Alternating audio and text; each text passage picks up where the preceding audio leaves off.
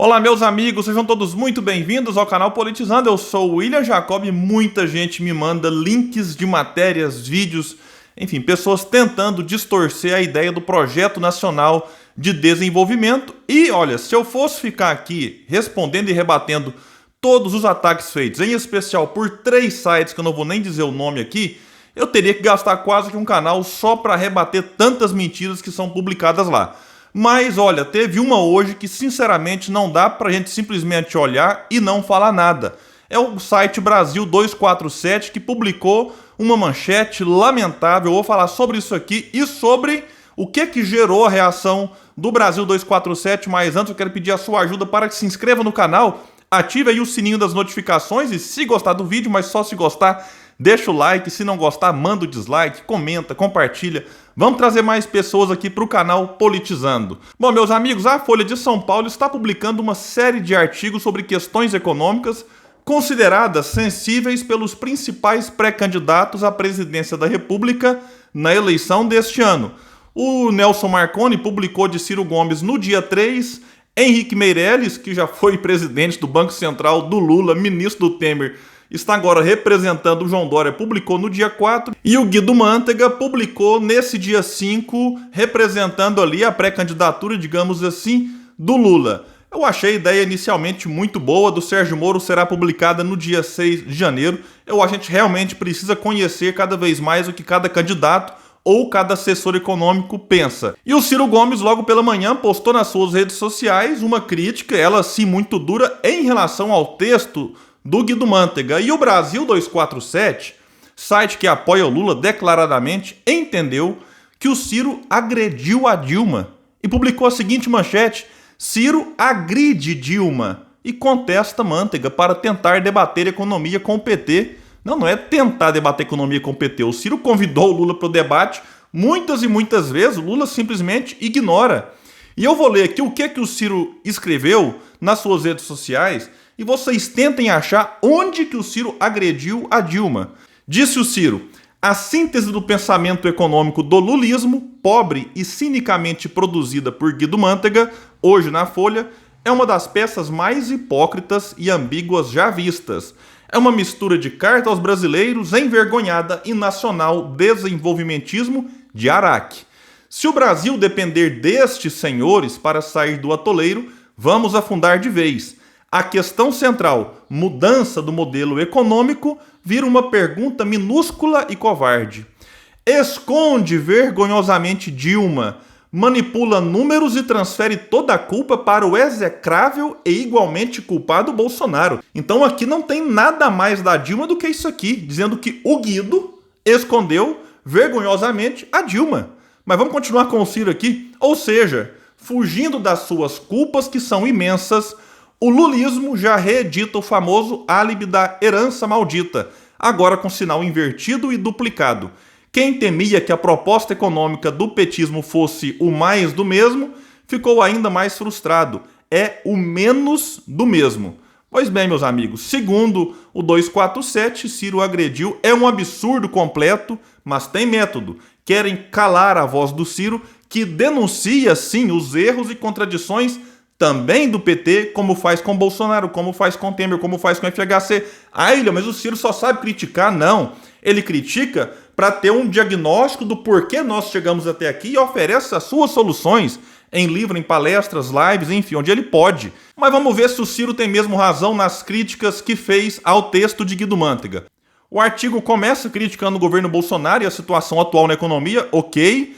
Aí ele critica o crescimento do PIB durante o governo Bolsonaro, e ele cita lá de 2019 a 2021, o Brasil cresceu na média meio ponto percentual. E diz ele que um pouco melhor do que o período Temer, 2016 a 2018, menos 0,3. Aqui já começa a ter um probleminha, porque ele já considera 2016 todo na conta do Temer, quando o Temer assumiu ali no meio do ano. Mas, beleza, vamos agora partir para um trecho em que ele vai levantar a bola do lulismo. E diz ele, abre aspas para o Guido: entre 2003 e 2014, o PIB brasileiro teve um crescimento médio de 3,5% ao ano, enquanto o desemprego caiu para abaixo de 6% da população economicamente ativa. Aí você olha assim e fala, mas peraí, será que aconteceu alguma coisa? Será que veio aqui, alguém parou o tempo e pulou de 2014 para 2016? Será que nós não vivemos o ano 2015?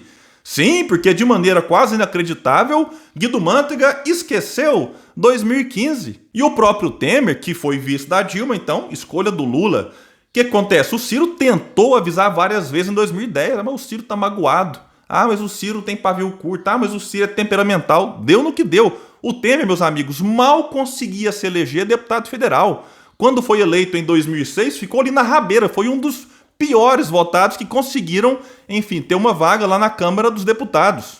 Mas vamos voltar aqui para o 2015 que o Guido esqueceu. O PIB naquele ano caiu 3,5%. A Dilma foi presidente até o final do ano. A Dilma foi retirada ali em maio de 2016.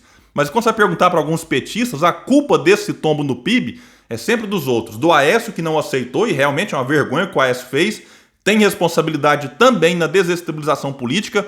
A culpa é do Cunha com suas pautas bomba. A culpa é da instabilidade política, dos golpistas. Mas vamos pegar 2014, quando Guido Mantega era ministro da Fazenda da Dilma, ali no final do seu primeiro governo. O PIB cresceu estrondosos 0,5 ponto percentual. É o mesmo que nós teremos em 2022 com Bolsonaro, mas já tem gente dizendo que nós cresceremos menos de 0,5 ponto percentual. O desemprego em 2015, final do governo Dilma, foi de 9,6%.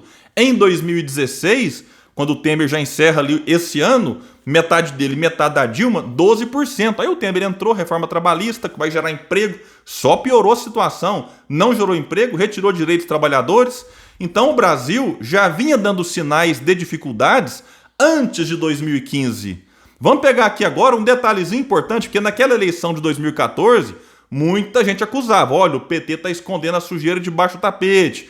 Quando passar a eleição, isso vai vir tudo à tona e vai vir uma crise. Não, tá tudo bem, tá tudo tranquilo. O que aconteceu? Dia 27 de novembro de 2014, antes de virar o ano, a Dilma confirmou, Joaquim Levy, ministro da Fazenda a partir do dia 1º de janeiro de 2015, entrando no lugar do Guido Mantega, o mesmo que escreveu, então, esse artigo. Então, se estava tudo bem antes de 2015, por que a Dilma quis trocar de ministro ainda em 2014? E aí, quando ele assume, rapidamente a gente percebe um declínio gigantesco na popularidade da Dilma, sem apoio popular. A questão para o impeachment foi só arrumar ali uma pedalada, um pretexto para tirá-la do poder. Mas vamos voltar aqui para o texto do Guido. Diz ele, mas os governos neoliberais reverteram parte desses avanços sociais e econômicos que ele ia dizendo do governo até 2014. O governo Temer fez a reforma trabalhista que reduziu direitos e salários e ainda aprovou a lei do teto de gastos que produziu inúmeras distorções na gestão orçamentária. As gestões fiscais do governo Temer e Bolsonaro foram um desastre que, desde 2016, só acumulou déficits primários. Pois bem, Guido Mantega, mas em 2014 também tivemos um déficit, quando você estava à frente da economia, de 32,5 bilhões. Não estou nem falando aqui que isso é um problema, é só uma constatação. E é curioso, ele critica que o governo neoliberal do Temer, Pois bem, tentaram avisar, como eu já disse antes. Mas vamos continuar aqui com o Guido. Está claro que não existem saídas fáceis para consertar a situação dramática que será deixada pelos governos Temer e Bolsonaro. É uma herança maldita que fará com que o PIB de 2022 retroceda para os valores de 2013. Olha aqui o ponto que o Ciro falou da herança maldita. Isso aqui é um termo utilizado pelo Lula quando recebeu ali a herança do governo Fernando Henrique Cardoso. O curioso aqui é que o Guido, de fato, ele tenta de novo esconder a herança maldita deixada também por Dilma Rousseff. Então não é só um problema do Temer e Bolsonaro. Você está defendendo o Temer e Bolsonaro de forma alguma. A questão aqui é que o problema vem de antes. Eles pioraram, agravaram muito, mas não foram eles os causadores do problema. Na verdade, o problema vem de muito tempo. Vou falar disso aqui mais para o final. Agora ele fala das soluções. Para enfrentar essa situação desafiadora, as forças democráticas deverão elaborar um programa de desenvolvimento econômico e social para a reconstrução do país.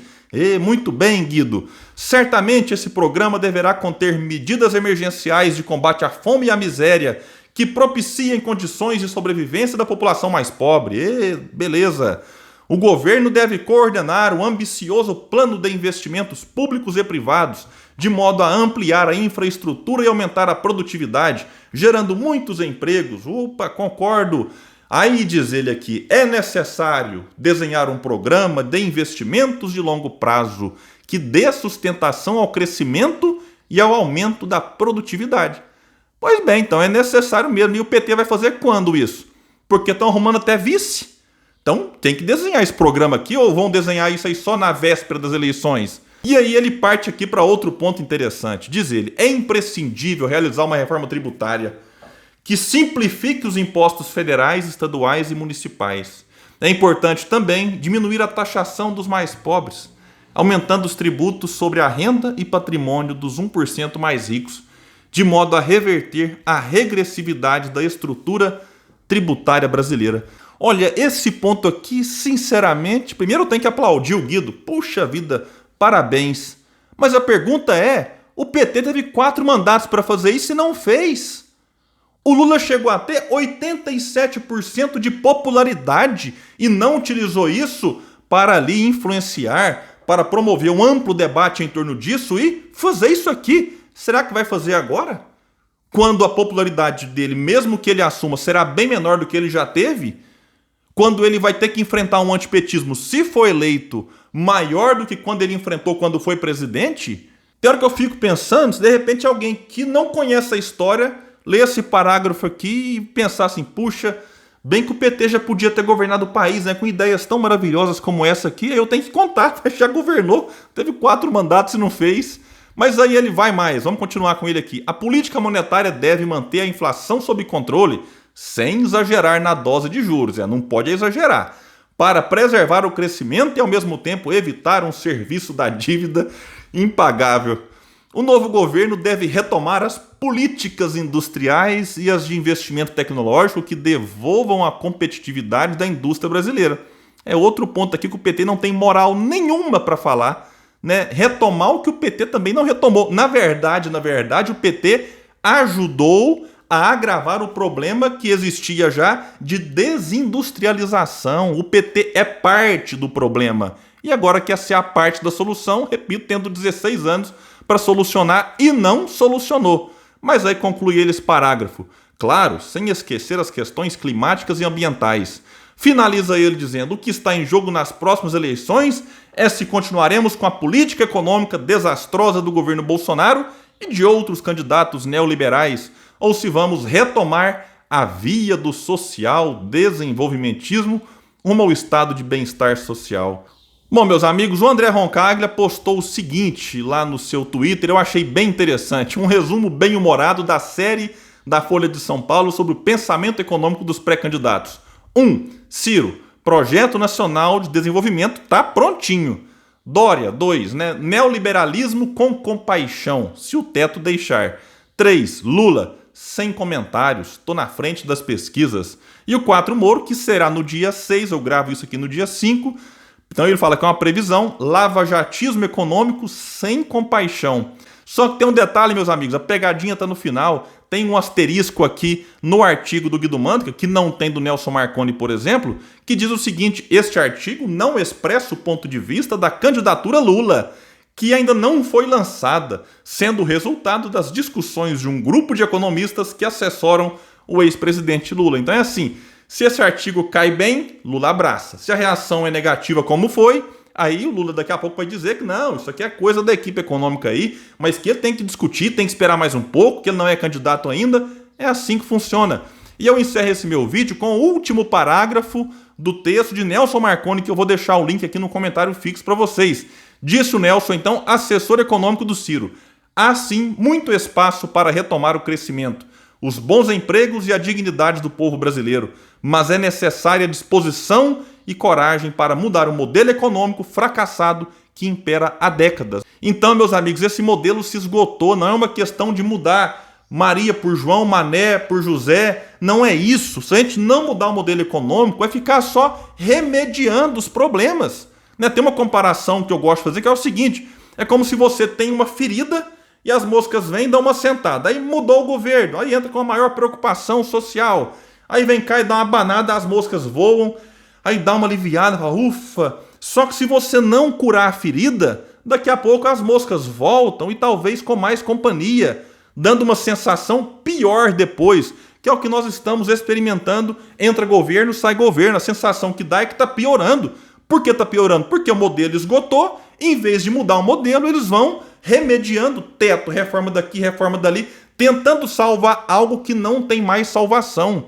E quem está propondo mudar esse modelo? Só Ciro Gomes, então, Cristóvão Buarque, que fica aí, mas o Ciro fala como se só ele pudesse ajudar o Brasil. É porque é só o Ciro que tá pondo o dedo nessa ferida. Então tem hora que pode até parecer um pouco de arrogância, mas olha, se é só ele que tá defendendo mudança desse modelo, por que ele vai dizer que não é? Bom, meus amigos, então é isso. Eu vou deixar vários links aqui no comentário fixo. Quem quiser acompanhar aí, fiquem à vontade. Valeu e até o próximo vídeo aqui no canal Politizando.